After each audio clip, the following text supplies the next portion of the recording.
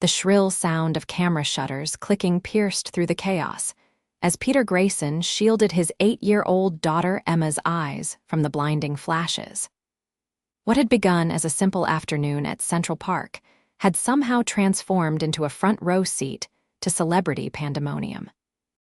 20 feet away, a woman with oversized sunglasses and a baseball cap pulled low was desperately trying to escape a swarm of photographers while clutching a small boy to her chest. "Daddy, what's happening?" Emma asked, her voice barely audible above the shouting paparazzi. "Someone famous, I guess," Peter replied, instinctively pulling Emma closer. At 34, he'd learned to keep his daughter safe in the unpredictable landscape of New York City, though they rarely ventured this far from their modest Queens apartment. This park trip was a special treat, one that had required careful budgeting for the train fare. The woman was cornered now, backing toward the small grove of trees where Peter and Emma had been enjoying their peanut butter sandwiches. The little boy in her arms, no older than 4, had begun to cry. "Please, just give us some space," the woman pleaded, her voice carrying a hint of desperation that stirred something in Peter's chest. Before he could question his own judgment, Peter was on his feet. "Emma, stay right here with our backpack, don't move." He approached the crowd, drawing himself up to his full 6'2" frame, shoulders squared from years of construction work. "Hey," he called out firmly, slipping between the photographers and the woman. "Back off. There's a kid crying here." A few cameras swung toward him, then quickly dismissed him as unimportant. "Move, buddy," one photographer snapped. "This is Alexandra Torres. Do you know what these shots are worth?" Peter didn't recognize the name, but he recognized fear when he saw it. The woman behind him was trembling slightly, though she maintained a protective stance around her child. "I don't care if she's the Queen of England," Peter responded, his voice dropping to the tone he used when Emma was in trouble. "The kid is scared. That's enough for today." He turned slightly, keeping his body between the photographers and the woman. "Come on," he said quietly. "My daughter and I were just leaving. Walk with us." The woman hesitated for only a moment before nodding gratefully. Peter led them back to Emma, who was watching wide-eyed. "Emma, we're going to help these people get away from the cameras," Peter explained, gathering their modest picnic supplies. "Can you be my big helper?" Emma nodded solemnly and stood up, offering her small hand to the little boy who was now hiding his face in his mother's neck. "It's okay," she said with the straightforward confidence of an 8-year-old. "My dad fixes everything." The woman's lips twitched in what might have been a smile. "I'm Alexandra," she said quietly. "This is Noah. Peter Grayson, this is Emma." He shouldered their backpack. "Do you have a way out of here that doesn't involve running the paparazzi gauntlet?" Alexandra shook her head. "My driver was supposed to meet us at the east entrance, but they somehow found us before we could get there." "Okay, new plan." Peter checked his watch. "We'll take the west exit, catch the subway. They can't follow you onto a moving train. Once we're clear, you can call your driver to pick you up somewhere else." The photographers were regrouping, some already circling to cut them off. "We need to move now," Peter said, noticing Alexandra's hesitation. "Unless you've got a better idea." She glanced down at Noah, who was still whimpering softly. "Lead the way." Peter's construction worker instincts kicked and assessed the situation, find the safest route, execute without hesitation. He took Emma's hand and started walking briskly, not running, toward a dense area of the park where trees and playground equipment would provide cover. "So," he said conversationally as they walked, trying to appear casual for both the kids and any watching eyes, "what exactly did you do to deserve that kind of attention?" Alexandra kept pace beside him, adjusting Noah on her hip. "I'm an actress. And I just announced my retirement yesterday to focus on Noah and some other projects. Apparently, that's headline-worthy." "Ah," Peter nodded, as if celebrity retirement announcements were something he regularly discussed. In reality, he hadn't been to a movie theater in 3 years. Between single parenting and working 60-hour weeks, luxuries like entertainment had fallen by the wayside. They navigated through a playground, where Emma's practiced expertise on the monkey bars provided a perfect moment of natural delay while Peter scanned for followers. Alexandra set Noah down and the boy tentatively approached a small slide. "Go ahead, sweetie," she encouraged, "just for a minute." As Noah cautiously climbed the ladder, Alexandra turned to Peter. "Thank you for this. Most people would have just taken pictures on their phones." Peter shrugged. "I know what it's like when your kid is upset and you can't fix it right away." "You're very good with Emma," she observed. "Had to be. Her mom left when she was 3. It's been just us since then." He hadn't meant to share that detail, but something about Alexandra's direct gaze made small confessions feel natural. "Noah's father isn't in the picture either," she offered, surprising herself with the personal revelation. Different circumstances, but same result. Peter nodded, understanding in his eyes rather than pity. "Subway entrance is about 5 minutes from here. Think we've lost them?" Alexandra scanned the area. "For now, maybe, but they're persistent."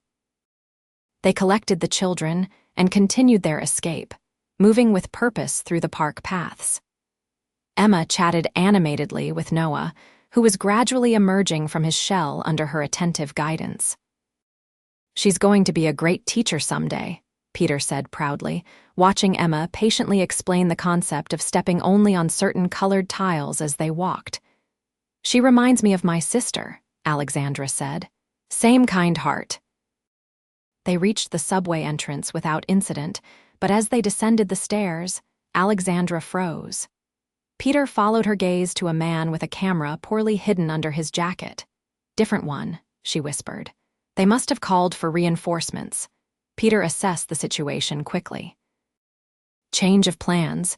We'll take a taxi instead." He guided them back up and swiftly hailed a cab, ushering everyone inside before giving the driver an address. "Where are we going?" Alexandra asked, settling Noah on her lap. "My friend Manny's garage in Queens. He'll let us regroup there, and you can call your driver." As the taxi pulled away from the curb, Peter caught Alexandra watching him with a curious expression. "What?" he asked. "Nothing," she replied, smiling slightly. "I'm just not used to someone taking charge without asking for something in return." Peter's face flushed slightly. "It's what anyone would do." "No," she said quietly, so the children couldn't hear. "It really isn't."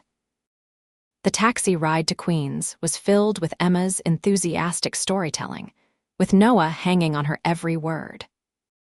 Alexandra found herself stealing glances at Peter, his capable hands, the gentle way he corrected Emma when she exaggerated too wildly, the faint lines around his eyes that spoke of both laughter and worry.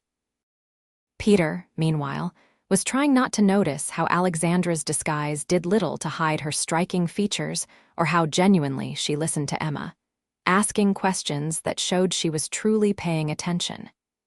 He reminded himself that their worlds couldn't be more different.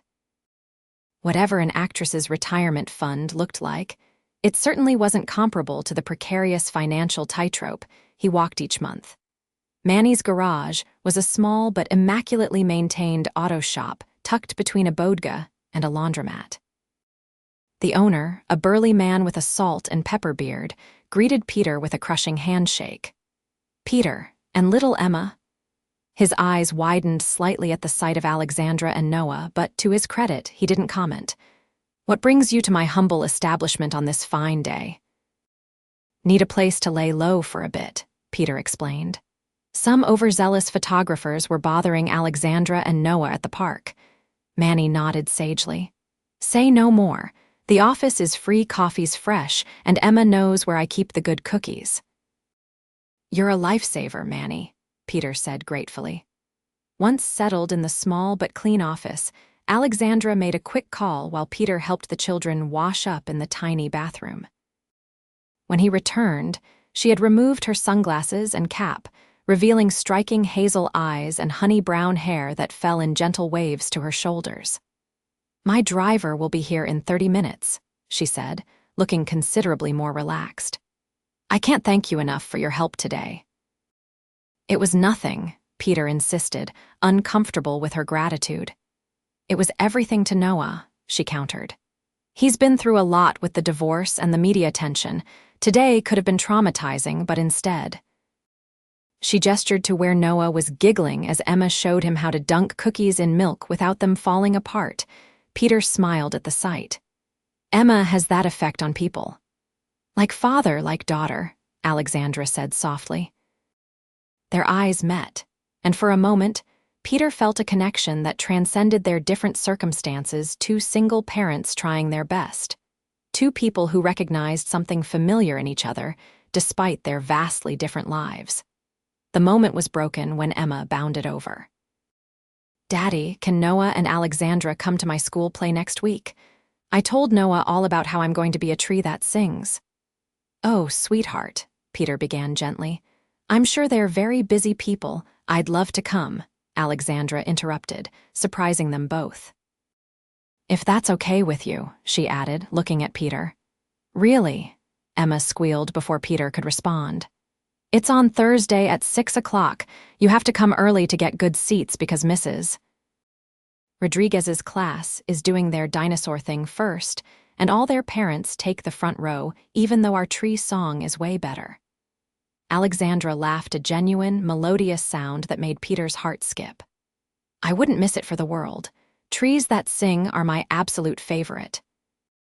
When Alexandra's driver arrived in a surprisingly modest sedan, rather than the limousine Peter had half expected, she exchanged phone numbers with Peter for play details.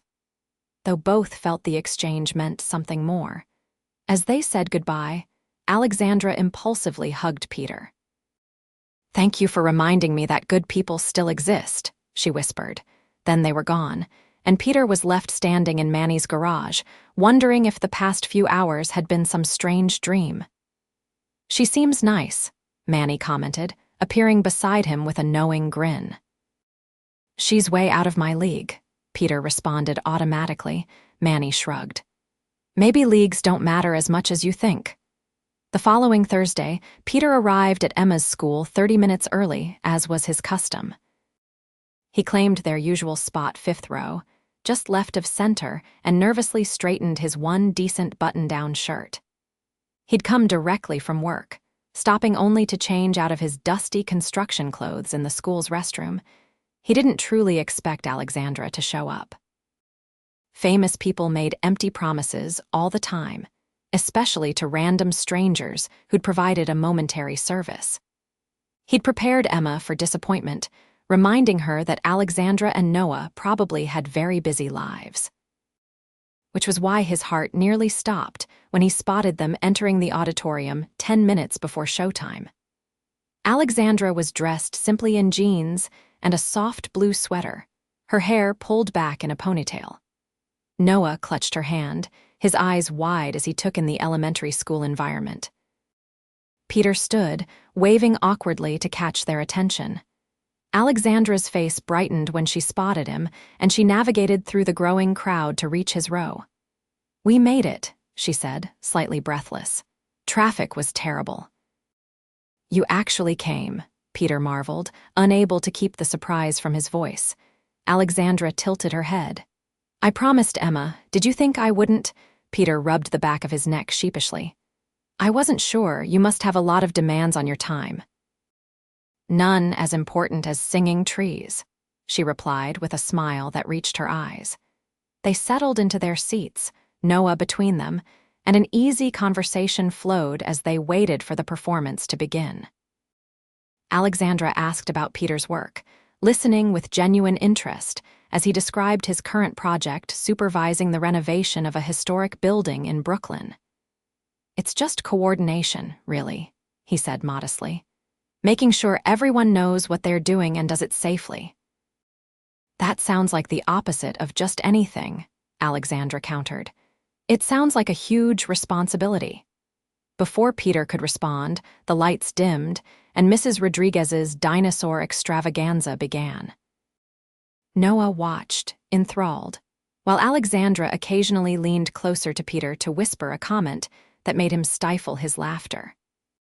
When Emma's class finally took the stage, 23rd graders dressed as various trees. Complete with brown leggings and construction paper leaves, Peter felt the familiar swell of pride. Emma, as a maple tree, delivered her solo line with perfect diction and only minor jazz hands, a significant improvement from the wild gesticulation of rehearsals. Alexandra and Noah clapped enthusiastically when the performance ended. As the audience dispersed to collect their children, Peter led them backstage where Emma was waiting, still in full foliage. "You came," she squealed, launching herself at Alexandra with such force that Peter had to steady them both. "We wouldn't have missed it," Alexandra assured her. "Your singing was beautiful, and those leaves were the perfect shade of orange." Emma beamed, then turned to Noah. "Did you like the part where we all fell down to show autumn?" Noah nodded enthusiastically. "It was funny when that boy lost all his leaves." As Emma described the backstage drama that had preceded this wardrobe malfunction, Peter watched Alexandra laugh at all the right moments. There was something disarming about her presence, a warmth and authenticity he hadn't expected from someone who'd spent their life in the spotlight. "We should celebrate," Alexandra suggested when Emma had finished her tale. "Is there somewhere nearby for ice cream?" Peter hesitated, mentally calculating the state of his bank account. "There's a decent place about 2 blocks down," he said carefully. Something in his expression must have given him away, because Alexandra quickly added, "My treat. As a thank you for saving us in the park, I insist." Under normal circumstances, Peter would have declined. His pride had sustained him through 5 years of single parenthood and countless financial struggles. But the hopeful look on Emma's face made his protests die in his throat. "That would be nice," he conceded. "Let me help Emma change first." 20 minutes later, they were settled in a booth at Milo's ice cream parlor, the children debating the merits of sprinkles versus chocolate chips, while Peter and Alexandra shared comfortable small talk. When the conversation turned to weekend plans, Peter mentioned his standing Saturday morning ritual of taking Emma to the community center for free swim lessons. "Noah's been asking me to teach him to swim," Alexandra said thoughtfully. "But our building's pool is always so crowded with adults doing laps. You should join us," Emma suggested immediately. "The kids' pool is super fun, and Daddy can teach anyone to swim. He taught Manny, and Manny was super scared of water." "Manny was not scared," Peter corrected gently. "He just never had the opportunity to learn as a kid." "Would that be okay?" Alexandra asked, searching Peter's face. "We wouldn't be intruding." "Not at all," Peter assured her, surprising himself with how much he meant it. "The more the merrier." As they parted ways that evening, Peter found himself looking forward to Saturday with an anticipation he hadn't felt in years. Alexandra hugged him goodbye, lingering just a moment longer than strictly necessary, and he couldn't help but wonder if she felt it too, this unexpected connection, this sense of rightness in each other's company. Saturday dawned bright and clear. Peter packed their usual swim bag, adding an extra towel just in case. Emma was bouncing with excitement, having talked of little else for the past 2 days, but showing Noah her super awesome backstroke and the special splash contest she had invented. The community center was a well-used but clean facility that offered subsidized programs for local residents. Peter had discovered it 3 years ago during a particularly tight financial stretch, and it had become a lifeline for providing Emma with experiences he couldn't otherwise afford. They arrived early, as was Peter's habit, securing a spot near the shallow end where young swimmers could practice safely. Emma immediately began arranging her pool toys in what she called the optimal fun configuration. "Do you think they'll really come?" she asked Peter, trying to sound casual but unable to hide her hopefulness. "They said they would," Peter replied, though privately he shared her uncertainty. The community center, with its chipped tiles and echoing acoustics, was a far cry from the luxury Alexandra must be accustomed to. His doubts vanished when he spotted them entering the pool area. Noah was clutching a dinosaur swim ring, while Alexandra wore a modest one-piece swimsuit under a cover-up.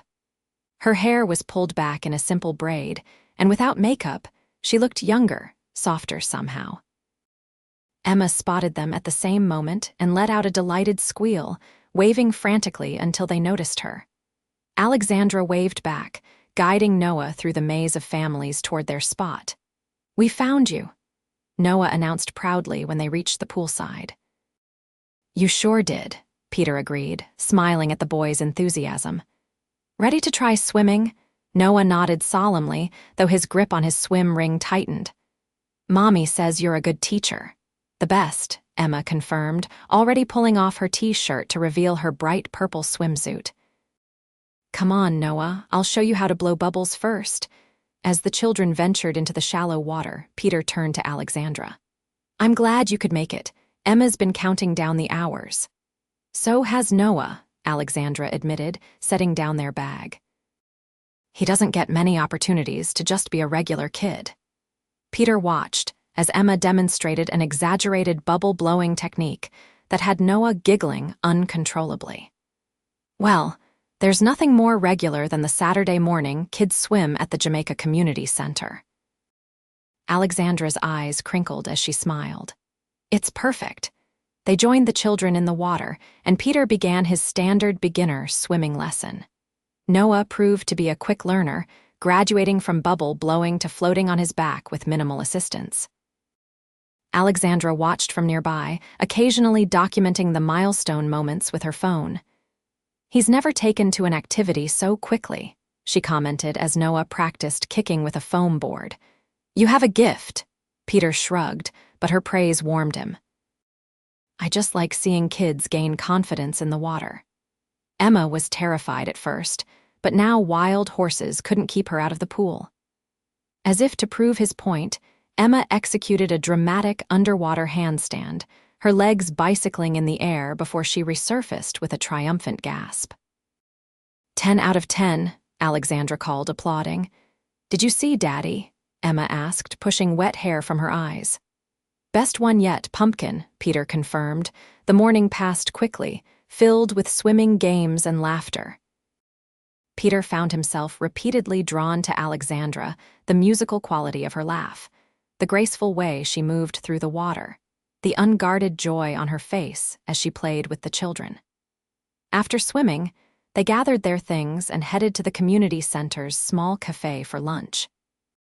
The children, ravenous from their exertions, devoured peanut butter sandwiches while Peter and Alexandra sipped mediocre coffee. "I can't remember the last time I had this much fun," Alexandra admitted, watching Noah and Emma compare the cartoon characters on their juice boxes. "No cameras, no expectations, just normal." "Is your life really that abnormal?" Peter asked, curious about the world she inhabited. Alexandra considered this. "Parts of it are wonderful. I've had incredible opportunities, met fascinating people. But there's always been this pressure to maintain a certain image, to be whatever the industry needed me to be." She traced a pattern on the tabletop. "That's part of why I retired. I want Noah to know the real me, not some carefully curated version." "And who is the real Alexandra Torres?" Peter asked softly. Her eyes met his, vulnerable yet determined. "I'm still figuring that out.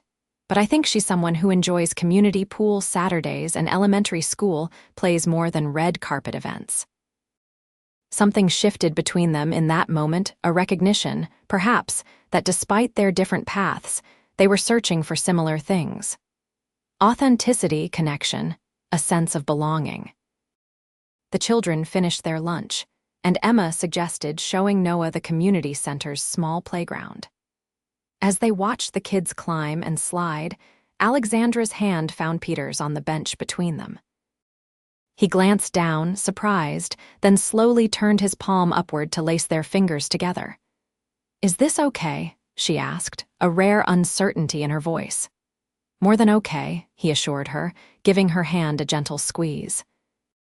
Over the following weeks, their lives began to intertwine in ways that felt both surprising and inevitable. Alexandra and Noah joined them for Sunday picnics in the local park. weeknight dinners in Peter's modest apartment, and even a rainy movie afternoon when Peter splurged on pizza, and everyone built a blanket fort in the living room. Peter discovered that Alexandra was smart, funny, and remarkably down-to-earth, despite her success. She confided that she had invested her earnings wisely over the years and was now focused on her true passion, producing documentaries about social issues affecting children. "I want to use my platform for something meaningful," she explained one evening as they washed dishes side by side, the children playing in Emma's room. "The fame was never what motivated me. It was always about the work, the storytelling." Peter nodded, understanding perfectly. "That's how I feel about construction. It's not glamorous, but there's something profound about creating spaces where people will live their lives." Alexandra handed him a plate to dry. "You're a builder in every sense of the word. The way you've built a life for Emma, a community of friends, this home that feels so full of love despite—" She stopped suddenly, looking embarrassed. "Despite how small it is," Peter finished, his tone light but his eyes searching hers. "That's not what I meant," she said quickly. "I meant despite how hard it must have been on your own. You've created something beautiful here, Peter." He set down the dish towel and turned to face her fully. "Alexandra, I know our worlds are very different. You don't have to pretend they're not." "They were different," she corrected, stepping closer. "But now they're overlapping in all the ways that matter. When he kissed her, it felt like coming home to a place he'd never been before." Her hands came to rest on his shoulders, and he cradled her face gently, as if she were something precious he was afraid of breaking. They pulled apart at the sound of giggling, turning to find Emma and Noah peeking around the doorway. "Finally," Emma exclaimed. "I told Noah you were going to kiss eventually. Grown-ups always do in the movies when they look at each other like that." Alexandra laughed, resting her forehead against Peter's chest momentarily before turning to face their audience. "And what exactly do you think about that, Miss Emma?" Emma considered this seriously. "I think it's good. Noah says you smile more now, and Daddy whistles in the morning again." Peter raised an eyebrow at Noah, who nodded confirmation. "Mommy's happy," the boy stated simply. Later that night, after Alexandra and Noah had gone home, Peter tucked Emma into bed with their usual ritual of a story and a song. "Daddy," Emma said sleepily as he kissed her forehead, "are Alexandra and Noah going to be part of our family now?" The question caught him off guard, though perhaps it shouldn't have. "Would you like that?" he asked carefully. Emma nodded without hesitation. "Noah's like the brother I asked Santa for when I was 6, and Alexandra makes you laugh the way you make me laugh when I'm sad." Peter smoothed her hair back from her forehead. "It's still early, Pumpkin, but I care about them very much." "Good," Emma mumbled, her eyes drifting closed, "because I think there are missing pieces." As summer turned to fall, Peter and Alexandra navigated their relationship with careful honesty. He worried about the disparity in their financial situations, about what people might think, about whether someone like Alexandra could truly be content with his modest life. Alexandra worried, too, that Peter might feel overwhelmed by her public profile, that Noah was becoming too attached too quickly, that she was selfishly pursuing happiness at the risk of complicating 4 lives instead of just 2. But for every worry, there was a corresponding moment of clarity. Peter's face lighting up when he spotted her waiting outside his worksite with coffee. Noah and Emma creating elaborate made-up games with rules only they understood. Alexandra and Peter staying up late into the night, talking about everything and nothing at all. The paparazzi discovered them eventually, an inevitable outcome given Alexandra's profile. The first photos appeared in tabloids 3 months after they met. Retired screen queen's mystery man revealed alongside grainy images of their family of 4 outing to Kenai Island. Peter had been prepared to hate the invasion of privacy, to resent the intrusion into their carefully cultivated happiness. Instead, he found himself strangely unmoved by the attention. The pictures showed nothing but the truth: 2 people falling in love, 2 children becoming siblings in all the ways that mattered. Does it bother you?" Alexandra asked anxiously when the photos circulated online. "I can have my publicist release a statement asking for privacy." Peter considered this as he stirred spaghetti sauce on her kitchen stove. They had fallen into the pattern of alternating homes for dinner, her spacious Manhattan apartment providing certain conveniences. His cozier queen's space offering a lived-in warmth they all cherished. "I don't think it bothers me," he said finally. "Not if it doesn't bother you." "Why would it bother me?" she asked, genuinely confused. Peter hesitated, then decided honesty had brought them this far. "Because to the outside world I probably look like, I don't know, a gold digger or something." Alexandra set down the plates she'd been holding with enough force to make him turn. "Peter Grayson, that is the most ridiculous thing I've ever heard. You didn't even know who I was when you helped us in the park." "I know that," he said quickly. "And you know that, but people like to talk." "Let them," Alexandra said firmly. "Anyone who matters knows the truth." The truth, as they both recognized it, was that they had found in each other exactly what they needed.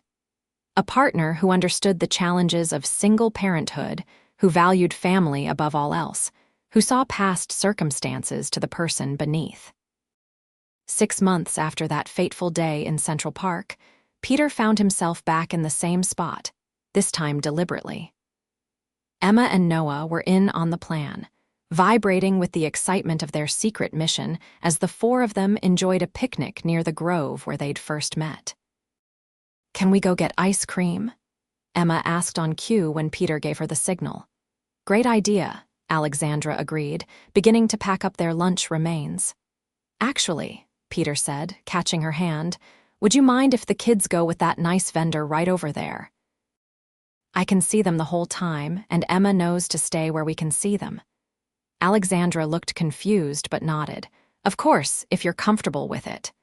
As the children hurried off, clutching the money Peter had given them, he took a deep breath and reached into his pocket. "Peter?" Alexandra questioned, noticing his sudden seriousness. 6 months ago, right here, I met a woman who was trying to protect her child," he began, his voice steady despite the hammering of his heart. "I didn't know then that helping her would change my entire life." Understanding dawned in Alexandra's eyes as he shifted to one knee, a small velvet box in his hand. "I know this might seem fast to some people, but when you've spent years feeling like something was missing, you recognize the missing piece when you find it." He opened the box to reveal a ring not ostentatious, but thoughtfully chosen, with a central sapphire surrounded by small diamonds. "Alexandra Torres, you and Noah have made our lives fuller, brighter, and infinitely more joyful. Emma and I would be honored if you would consider becoming a permanent part of our family." Alexandra's eyes filled with tears, but her smile was radiant. "Are you asking me to marry you, Peter Grayson?" "I am," he confirmed, "with all my heart." "Yes," she said without hesitation. "Yes, absolutely yes." As he slipped the ring onto her finger, cheers erupted from the direction of the ice cream vendor. Emma and Noah came running back, abandoned ice cream cones in hand, unable to contain their excitement any longer. She said yes. Emma announced to everyone in hearing distance, throwing her arms around them both. "We're gonna be a real family," Noah added, his small face alight with joy. Alexandra laughed through her tears, gathering both children close while keeping hold of Peter's hand. "We already are a real family," she corrected gently. "Now we're just making it official." They were married 3 months later in a small ceremony attended only by their closest friends. Manny served as best man, beaming proudly as he handed over the rings. Emma and Noah walked down the aisle together, solemnly carrying a banner they had painted themselves. Our family found each other. The following spring, they moved into a new home not ostentatious, but comfortable, with a backyard for the children and space for everyone to thrive. Alexandra's documentary production company operated out of a converted garage, while Peter continued his construction work, now with the flexibility to choose projects that truly inspired him. Do you ever wonder what would have happened if we hadn't met that day in the park? Alexandra asked one evening as they sat on their porch swing, watching Emma teaching Noah how to catch fireflies in the gathering dusk. Peter considered this, his arm around her shoulders, her head resting comfortably against him. I like to think we would have found each other somehow. Some people are just meant to be in your life. Alexandra tilted her face up to kiss him softly. My rescuer, my builder, my home. As night fell fully, they called the children in for dinner. Moving as a unit into the warmth of their house, a family forged not by circumstance or convenience, but by choice, by love, by the simple human connection of two souls recognizing in each other exactly what they needed most.